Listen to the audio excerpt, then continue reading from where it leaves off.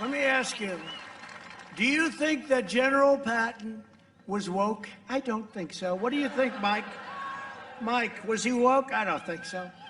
I don't think he was too woke. He was the exact opposite. You know what woke means? It means you're a loser. Everything woke. Everything woke. It's true. Everything woke turns to shit, okay? It's true. It's true. Look at what's happening.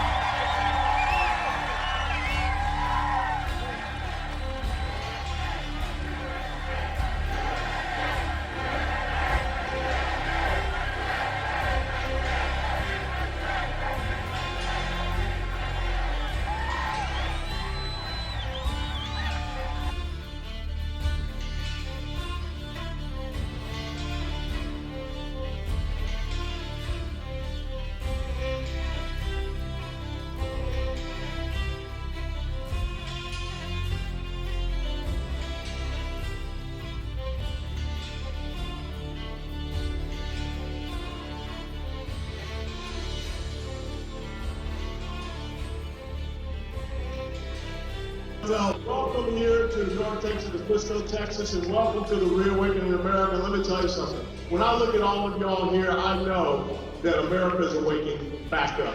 And America is going to stand for truth. America is going to stand on our Judeo-Christian faith values and principles, and that's so important. And I want you to understand that it's not about the president, it's not about the senator or the congressman, it's about the local level of governance. It's about the understanding that all government is local. Your city council, your school boards, your county commission, water management districts. We need more strong Christian constitutional conservatives at all levels of government, and it starts with each and every one of you here right now. And it's an honor and a blessing to be here. And some of y'all know that I'm running for this little office here in Texas called governor.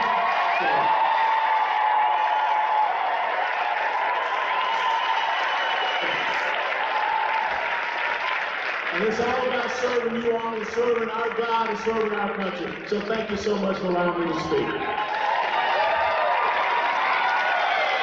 Okay, now I'm not endorsing this guy, nor am I not endorsing this guy. I can't say I've watched some of his speeches and I found myself saying, amen, that's right. But how many of you know there's a little crisis at the border in Texas?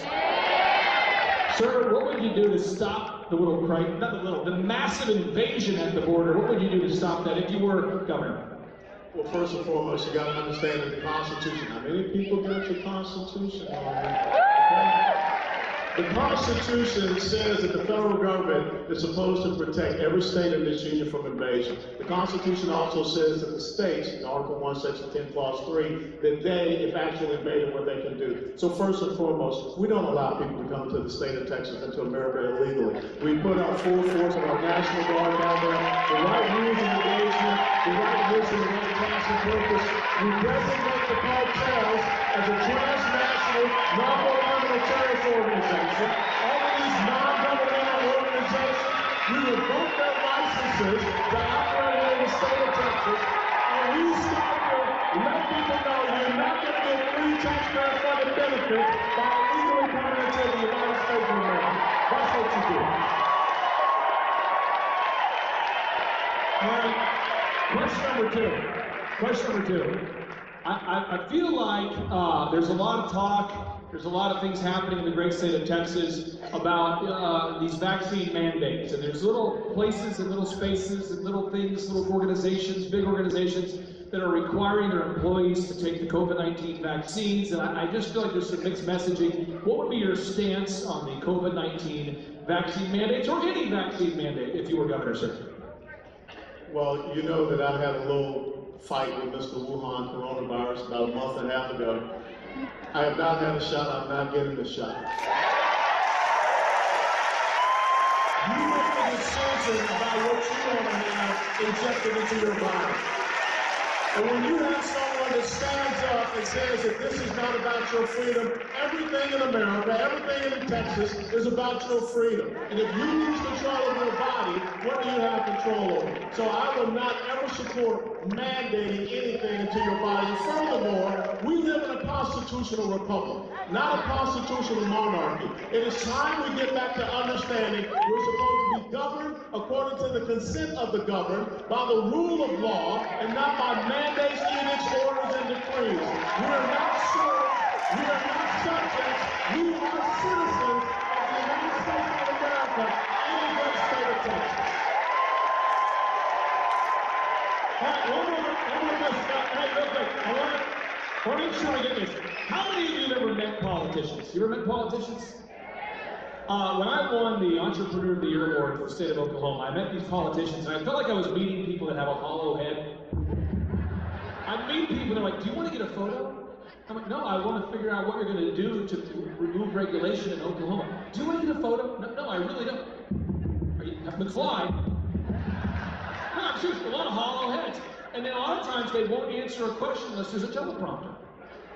So when Aaron Andrews said that Alan West was here, I'm like, well, I don't want to meet him before I bring him up because I want to put you on the spot and ask you questions. You see how articulate he is, how he knows what he knows and why he knows what he knows? There's no teleprompter, you see that? He's a real deal. Okay, so final question. Some of you had more vitamin D than me, but I'm pretty pale. And I'm confused because I feel like with the critical race theory thing, I feel like with this critical race theory thing, I'm just trying to understand. I feel like I'm supposed to hate myself. And so I'm just trying to figure that out. What's your thoughts if you were governor, sir, and by the way, when you're governor, sir, what would be your stance on critical race theory? Listen to me. 60 years ago, I was born in a blacks-only hospital in Atlanta, Georgia. But a kid that was born in a blacks-only hospital gets to grow up and command a battalion of 600 in combat when his dad was just a corporal in a segregated army. A kid that was born in a blacks-only hospital gets to grow up and become a member of the United States House of Representatives and represent a district that included Mar-a-Lago, sit down and have dinner with one of his constituents who went on to become the 45th president of the United States of America, and also a guy by the name of Rush Limbaugh. A guy who was born in a blacks-only hospital that gets to be the chairman of the largest Republican Party in the United States of America, that's the Republican Party here, and now gets to run for governor of the exact same state. America is not about making people victims. It's about making people victors. It's about equality of opportunity. It's not about equality of outcome. We will not have cultural Marxism here in Texas or anywhere in the United States of America. I am not a victim. He is not evil. He is not my oppressor. We are all victors. God tells us that we are more than conquerors. I will not allow us to ever have our children be indoctrinated to believe that because of their skin color, one is evil and the other is a victim. So we're going to crush cultural Marxism here in Texas. Thanks for coming to you straight, and I think you'll make sure that Texas stays straight. One more time, let's give a Colonel Alan.